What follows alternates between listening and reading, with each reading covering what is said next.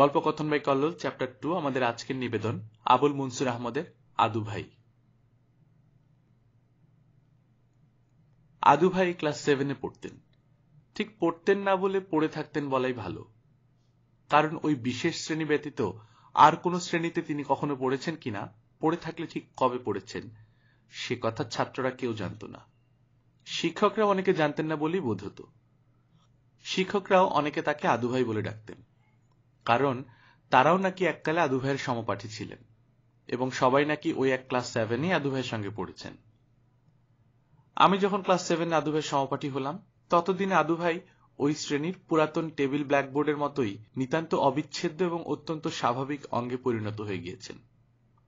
আদু ভাইয়ের এই অসাফল্যে আর যেই যত হতাশ হোক, আদু ভাইকে কেহ কখনো সেজন্য বিষণ্ণ দেখে নাই, কিংবা নম্বর বাড়িয়ে দেবার জন্য তিনি কখনো কোনো শিক্ষক বা পরীক্ষককে অনুরোধ করেননি। যদি কখনো কোনো বন্ধু বলেছে, জান না আদু ভাই, যে কয় সাবজেক্টে শর্ট আছে শিক্ষকদের বলে কয়ে নাম্বারটা নিন না বাড়িয়ে, তখন গম্ভীরভাবে আদু ভাই জবাব দিয়েছেন, সব সাবজেক্টে পাকা হয়ে ওঠাই ভালো। কোন কোন সাবজেক্টে শর্ট, সুতরাং পাকা হওয়ার প্রয়োজন আছে তা কেউ জানত না। আদু ভাইও জানতেন না, জানবার কোনো চেষ্টাও করেননি।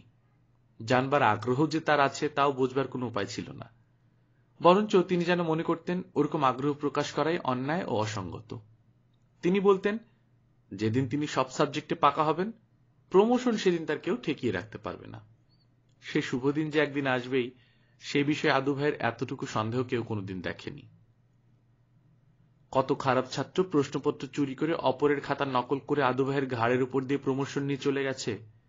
এ ধরনের ইঙ্গিত আদু ভাইয়ের কাছে কেউ করলে তিনি গর্জে উঠে বলতেন, জ্ঞান লাভের জন্য আমরা স্কুলে পড়ি, প্রমোশন লাভের জন্য পড়ি না। সেজন্য অনেক সন্দেহবাদী বন্ধু আদু ভাইকে জিজ্ঞেস করেছে, আদু ভাই, আপনার কি সত্যই প্রমোশনের আশা আছে? নিশ্চিত বিজয় গৌরবে আদু ভাইয়ের মুখ উজ্জ্বল হয়ে উঠেছে। তিনি তাচ্ছিল্য ভরে বলেছেন, আজ হোক কাল হোক প্রমোশন আমাকে দিতেই হবে। তবে হ্যাঁ, উন্নতি আস্তে আস্তে হয় ভালো। যে গাছ লকলকিয়ে বেড়েছে, সামান্য বাতাসেই তার ডগা ভেঙেছে। সেজন্য আদু ভাইকে কেউ কখনো পেছনের বেঞ্চে বসতে দেখেননি। সামনের বেঞ্চে বসে তিনি শিক্ষকদের প্রত্যেকটি কথা মনোযোগ দিয়ে শুনতেন, হা করে গিলতেন, মাথা নাড়তেন ও প্রয়োজন মতো নোট করতেন। খাতার সংখ্যা ও সাইজে আদু ভাই ছিলেন ক্লাসের একজন অন্যতম ভালো ছাত্র। শুধু ক্লাসের নয়, স্কুলের মধ্যে তিনি সবার আগে পৌঁছতেন। এ ব্যাপারে কি শিক্ষক কি ছাত্র কেউ তাকে কোনোদিন হারাতে পেরেছে বলে শোনা যায়নি। স্কুলের বার্ষিক পুরস্কার বিতরণী সভায় আদু ভাইকে আমরা বরাবর দুটো পুরস্কার নিতে দেখেছি। আমরা শুনেছি আদু ভাই কোন অনাদিকাল থেকে ওই দুটো পুরস্কার পেয়ে আসছেন। তার একটি স্কুল কামাই না করার জন্য, অপরটি সচ্চরিত্রতার জন্য। শহরতলির পাড়াগা থেকে রোজ রোজ 5 মাইল রাস্তা তিনি হেঁটে আসতেন বটে, কিন্তু ঝড় তুফান অসুখ বিসুখ কিছুই তার এ কাজে অসুবিধা সৃষ্টি করে উঠতে পারেনি। চৈত্রের কালবৈশাখী বা শ্রাবণের ঝড় ঝঞ্ঝায় যেদিন পশুপক্ষীও ঘর থেকে বেরোয়নি, সেদিনও ছাতার নিচে গুড়িসুড়ি হয়ে বাতাসের সঙ্গে যুদ্ধ করতে করতে আদু ভাইকে স্কুলের পথে এগোতে দেখা গিয়েছে। মাইনের মমতায় শিক্ষকেরা অবশ্য স্কুলে আসতেন। তেমন দুর্যোগে ছাত্ররা কেউ আসেনি নিশ্চিত জেনেও নিয়ম রক্ষার জন্য তারা ক্লাসে একটু উকি মারতেন। কিন্তু তেমন দিনেও অন্ধকার কোণ থেকে আদাব স্যার বলে যে একটি ছাত্র শিক্ষকদের চমকিয়ে দিতেন, তিনি ছিলেন আদু ভাই। আর চরিত্র, আদু ভাইকে কেউ কখনো রাগ কিংবা অভদ্রতা করতে কিংবা মিছে কথা বলতে দেখেনি। স্কুলে ভর্তি হবার পর প্রথম পরীক্ষাতে আমি ফার্স্ট হলাম, সুতরাং আইনত আমি ক্লাসের মধ্যে সবচাইতে ভালো ছাত্র এবং আদু ভাই সবার চাইতে খারাপ ছাত্র ছিলেন। কিন্তু কি জানি কেন আমাদের দুজনের মধ্যে একটা বন্ধন সৃষ্টি হলো। আদু ভাই প্রথম থেকে আমাকে যেন নিতান্ত আপনার লোক বলে ধরে নিলেন। আমার উপর যেন তার কতকালের দাবি। আদু ভাই মনে করতেন তিনি কবি ও বক্তা। স্কুলের সাপ্তাহিক সভায় তিনি বক্তৃতা ও স্বরচিত কবিতা পাঠ করতেন। তার কবিতা শুনে সবাই হাসত। সে হাসিতে আদু ভাই লজ্জাবোধ করতেন না, নিরুৎসাহিতও হতেন না, বরঞ্চ তাকে তিনি প্রশংসাসূচক হাসিই মনে করতেন। তার উৎসাহ দ্বিগুণ বেড়ে যেত। অন্য সব ব্যাপারে আদু ভাইকে বুদ্ধিমান বলেই মনে হতো, কিন্তু এই একটি ব্যাপারে তার নির্বুদ্ধিতা দেখে আমি দুঃখিত হতাম। তার নির্বুদ্ধিতা নিয়ে ছাত্র শিক্ষক সবাই তামাশা করছেন, অথচ তিনি তা বুঝতে পারছেন না দেখে আমার মন আদু ভাইয়ের পক্ষপাতী হয়ে উঠত। গেল এইভাবে 4 বছর। আমি ম্যাট্রিকের জন্য টেস্ট পরীক্ষা দিলাম। আদু ভাই কিন্তু সেবারও যথারীতি ক্লাস 7-এ অবস্থান করছিলেন। ডিসেম্বর মাস। সব ক্লাসের পরীক্ষা ও প্রমোশন হয়ে গিয়েছে। প্রথম বিবেচনা, দ্বিতীয় বিবেচনা, তৃতীয় বিবেচনা ও বিশেষ বিবেচনা ইত্যাদি সকল প্রকার বিবেচনা হয়ে গেছে। বিবেচিত প্রমোশন প্রাপ্তের সংখ্যা অন্যান্য বারের ন্যায় সেবারও পাশ করা প্রমোশন প্রাপ্তের সংখ্যার চাইতে দ্বিগুণেরও ঊর্ধ্বে উঠেছে। কিন্তু আদু ভাই এসব বিবেচনার বাইরে। কাজেই তার কথা প্রায় ভুলেই গিয়েছিলাম। টেস্ট পরীক্ষা দিয়ে আমরা টিউটোরিয়াল ক্লাস করছিলাম। ছাত্ররা শুধু শুধু স্কুল প্রাঙ্গণে জটলা করছিল, প্রমোশন পাওয়া ছেলেরা নিজেদের কীর্তি উজ্জ্বল চেহারা দেখাবার জন্য, আর না পাওয়া ছেলেরা প্রমোশনের কোনো প্রকার অতিরিক্ত বিশেষ বিবেচনার দাবি জানাবার জন্য। এমনি দিনে একটু নিরালা জায়গায় পেয়ে হঠাৎ আদু ভাই আমার পা জড়িয়ে ধরে কেঁদে ফেললেন। আমি চমকে উঠলাম। আদু ভাইকে আমরা সবাই মুরব্বী মানতুম। তাই তাকে ক্ষিপ্র হস্তে টেনে তুলে প্রতিদানে পা ছুঁয়ে বললাম, কি হয়েছে আদু ভাই, অমন পাগলামো করলেন কেন? আদু ভাই আমার মুখের দিকে তাকালেন। তাকে অমন বিচলিত জীবনে আর কখনো দেখিনি। তার মুখে সর্বত্র অসহায়ের ভাব। তার কাঁধে সজোরে ঝাঁকি দিয়ে বললাম, বলুন কি হয়েছে? আদু ভাই কম্পিত কণ্ঠে বললেন, প্রমোশন। আমি বিস্মিত হলুম। প্রমোশন? প্রমোশন কি? আপনি প্রমোশন পেয়েছেন? না, আমি প্রমোশন পেতে চাই। ও, পেতে চান? সে তো সবাই চায়। আদু ভাই অপরাধীর ন্যায় উদ্বেগ কম্পিত ও সংকট জড়িত প্যাচ মোচড় দিয়ে যা বললেন তার মর্ম এই যে প্রমোশনের জন্য তিনি এতদিন কারো কাছে কিছু বলেননি, কারণ প্রমোশন জিনিসটাকে যথাসময়ের পূর্বে এগিয়ে আনাটা তিনি পছন্দ করেন না। কিন্তু একটা বিশেষ কারণে এবারে তাকে প্রমোশন পেতেই হবে। সে নির্জনতায়ও তিনি আমার কানের কাছে মুখ এনে সেই কারণটি বললেন। তা এই যে আদু ভাইয়ের ছেলেই এবার ক্লাস 7-এ প্রমোশন পেয়েছে। তার নিজের ছেলের প্রতি আদু ভাইয়ের কোনো ঈর্ষা নেই। কাজেই ছেলের সঙ্গে এক শ্রেণীতে পড়ায় তার আপত্তি ছিল না। কিন্তু আদু ভাইয়ের স্ত্রীর তাতে ঘোরতর আপত্তি আছে। ফলে হয় আদু ভাইকে সেবার প্রমোশন পেতে হবে, নয়তো পড়াশোনা ছেড়ে দিতে হবে। পড়াশোনা ছেড়ে দিয়ে আদু ভাই বাঁচবেন কি নিয়ে? আমি আদু ভাইয়ের বিপদের গুরুত্ব বুঝতে পারলাম। তার অনুরোধে আমি শিক্ষকদের কাছে সুপারিশ করতে যেতে রাজি হলাম। প্রথমে ফার্সি শিক্ষকের কাছে যাওয়া স্থির করলাম, কারণ তিনি একদা আমাকে মোট 100 নম্বরের মধ্যে 105 নাম্বার দিয়েছিলেন। বিস্মিত হেডমাস্টার তার কারণ জিজ্ঞেস করায় মৌলভী সাহেব বলেছিলেন, ছেলে সমস্ত প্রশ্নের উত্তর শুদ্ধ দেয় সে পূর্ণ নম্বর পেয়েছে। পূর্ণ নম্বর পাওয়ার পুরস্কার স্বরূপ আমি খুশি হয়ে তাকে 5 নাম্বার বকশিশ দিয়েছি। অনেক তর্ক করেও হেডমাস্টার মৌলভী সাহেবকে এই কার্যের অসঙ্গতি বোঝাতে পারেননি। মৌলভী সাহেব আদু ভাইয়ের নাম শুনেই জ্বলে উঠলেন। অমন বেত্তমিজ ও খোদার নাফরমান বান্দা তিনি কখনো দেখেননি বলে আস্ফালন করলেন এবং অবশেষে টিনের বাক্স থেকে অনেক খুঁজে আদু ভাইয়ের খাতা বের করে আমার সামনে ফেলে দিয়ে বললেন, দেখো। আমি দেখলাম মোট 3 নাম্বার পেয়েছেন। তবুও হতাশ হলাম না। পাশের নম্বর দেওয়ার জন্য তাকে চেপে ধরলাম। বড় দেরি হয়ে গিয়েছে, নম্বর সাবমিট করে ফেলেছেন, বিবেচনার স্তর পার হয়ে গিয়েছে ইত্যাদি সমস্ত যুক্তির আমি সন্তোষজনক জবাব দিলাম। তিনি বললেন, তুমি কার জন্য কি অন্যায় অনুরোধ করছো, খাতাটা খুলে একবার দেখো না। আমি মৌলভী সাহেবকে খুশি করার জন্য অনিচ্ছা সত্ত্বেও এবং অনাবশ্যক বোধেও খাতাটা খুললাম। দেখলাম ফার্সি পরীক্ষা বটে, কিন্তু খাতার কোথাও একটি ফার্সি হরফ নেই। তার বদলে ঠাস বুননে বাংলা হরফে অনেক কিছু লেখা আছে। কৌতূহলবশত পড়ে দেখলাম, এই বঙ্গদেশে ফার্সি ভাষা আমদানির অনাবশ্যকতা এবং ছেলেদের উহা শিখাইবার চেষ্টার মূর্খতা সম্বন্ধে আদু ভাই যুক্তিপূর্ণ একটি থিসিস লিখে ফেলেছেন।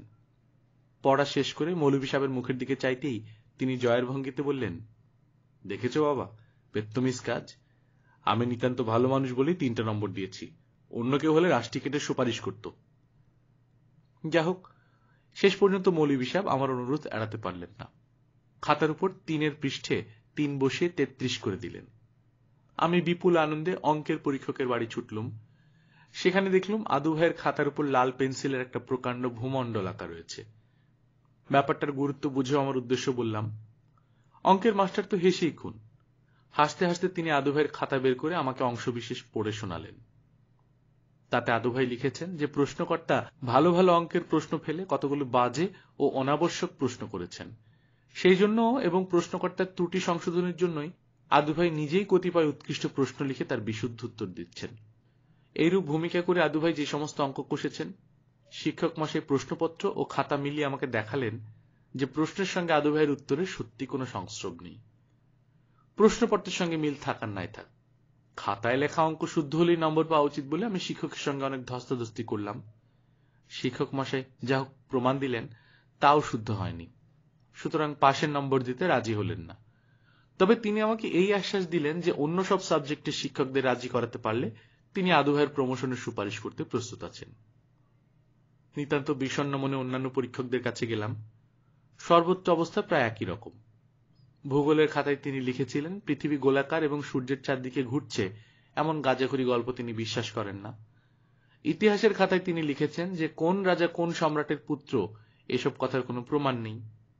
ইংরেজির খাতায় তিনি নবাব সিরাজউদ্দৌলা এবং ক্লাইভের ছবি পাশাপাশি আঁকার চেষ্টা করেছেন। অবশ্য কে যে সিরাজ আর কে যে ক্লাইভ নিচে লেখা না থাকলে বোঝা যেত না। হতাশ হয়ে হোস্টেলে ফিরে এলাম। আদু ভাই আগ্রহ ব্যাকুল চোখে আমার পথপানের চেয়ে অপেক্ষা করছিলেন। আমি ফিরে এসে নিষ্ফলতার খবর দিতেই তার মুখটি ফ্যাকাশে হয়ে গেল। তবে আমার কি হবে ভাই বলে তিনি মাথায় হাত দিয়ে বসে পড়লেন। কিছু একটা করবার জন্য আমার প্রাণও ব্যাকুল হয়ে উঠল। বললাম, তবে কি আদু ভাই আমি হেডমাস্টারের কাছে যাব? আদু ভাই ক্ষণিক আমার দিকে এক দৃষ্টিতে তাকিয়ে থেকে হঠাৎ বললেন, তুমি আমার জন্য যা করেছো সেজন্য ধন্যবাদ। হেডমাস্টারের কাছে তোমার গিয়ে কাজ নেই, সেখানে যেতে হয় আমি যাব। হেডমাস্টারের কাছে জীবনে আমি কিছু চাইনি, এই প্রার্থনা তিনি আমার ফেলতে পারবেন না। বলেই হন হন করে বেরিয়ে গেলেন। আমি একদৃষ্টে দ্রুতগমনশীল আদু ভাইয়ের দিকে চেয়ে রইলাম।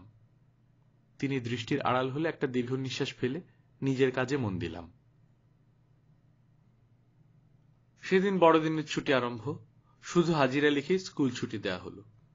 আমি বাইরে বসে দেখলাম স্কুলের গেটের সামনে একটি পোস্টার উপর একটি উঁচু টুল পেতে তার উপর দাঁড়িয়ে আদু ভাই হাত পা নেড়ে বক্তৃতা করছেন। ছাত্ররা ভিড় করে তার বক্তৃতা শুনছে এবং মাঝে মধ্যে করতালি দিচ্ছে। আমি শ্রোতা মণ্ডলীর ভিড়ের মধ্যে ঢুকে পড়লাম।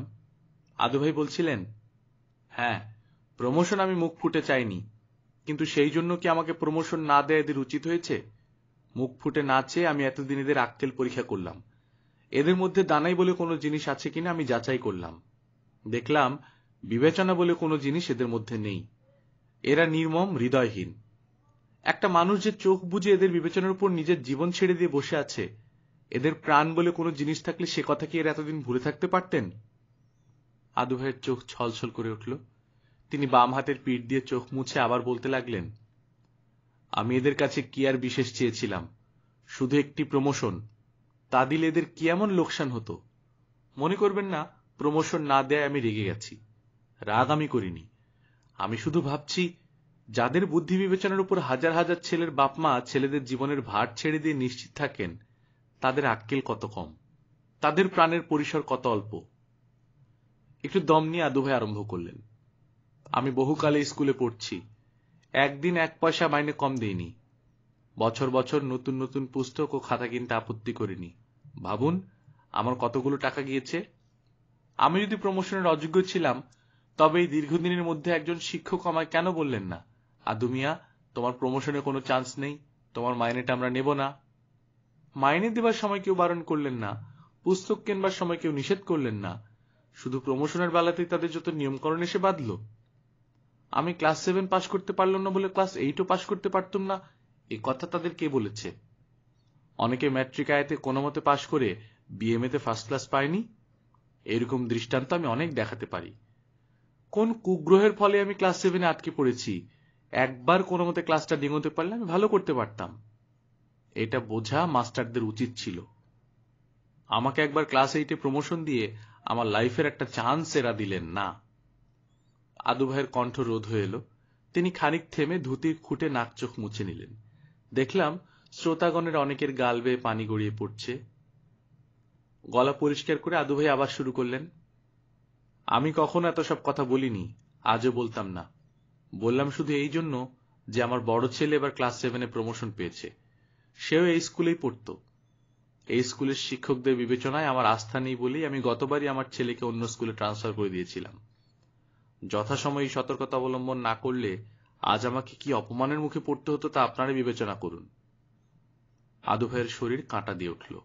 তিনি গলায় দৃঢ়তা এনে আবার বলতে শুরু করলেন, কিন্তু আমি সত্যকে জয়যুক্ত করবই। আমি একদিন ক্লাস 8-এ এই সময় স্কুলের দারোয়ান এসে সভা ভঙ্গ করে দিল। হইচই করতে করতে ছাত্ররা যে যার পথে চলে গেল। আমিও আদু ভাইয়ের দৃষ্টি এড়িয়ে চুপি চুপি সরে পড়লাম। তারপর যেমন হয়ে থাকে, সংসার সাগরের প্রবল স্রোতে কে কোথায় ভেসে গেলাম কেউ জানলাম না। আমি সেবার বিয়ে পরীক্ষা দেব, খুব মন দিয়ে পড়ছিলাম। হঠাৎ লাল লেফাফায় এক পত্র পেলাম। কারো বিয়ের নিমন্ত্রণ পত্র হবে মনে করে খুললাম। ঝকঝকে তকতকে সোনালী হরফে ছাপা পত্র। পত্রলেখক আদু ভাই। তিনি লিখেছেন সেবার ক্লাস 7 থেকে 8-এ প্রমোশন পেয়েছেন বলে বন্ধু বান্ধবদের জন্য কিছু ডাল ভাতের ব্যবস্থা করেছেন। দেখলাম তারিখ অনেক আগেই চলে গিয়েছে। বাড়ি ঘুরে এসেছে বলে পত্র দেরিতে পেয়েছি। ছাপা চিঠির সঙ্গে হাতের লেখা একটি পত্র। আদু ভাইয়ের পুত্র লিখেছে, বাবার খুব অসুখ, আপনাকে দেখবেন তার শেষ স্বাদ। পড়াশোনা ফেলে ছুটে গেলাম আদু ভাইকে দেখতে। এই 4 বছর তার কোনো খবর নেইনি বলে লজ্জা অনুতাপে ছোট হয়ে যাচ্ছিলাম। ছেলে কেঁদে বলল, বাবা মারা গিয়েছেন।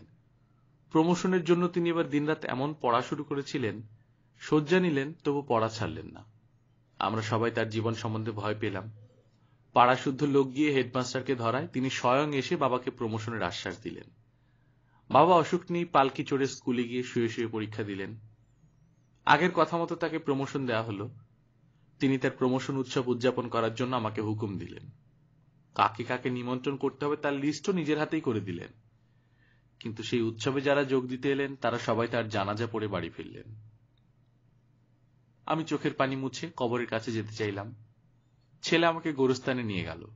দেখলাম আদু ভাইয়ের কবরে খোদাই করা মার্বেল পাথরের ট্যাবলেটে লেখা রয়েছে, hair slips Adu Mia who was promoted from class 7 to class 8। ছেলে বলল, বাবার শেষ ইচ্ছা মতোই ও ব্যবস্থা করা হয়েছে।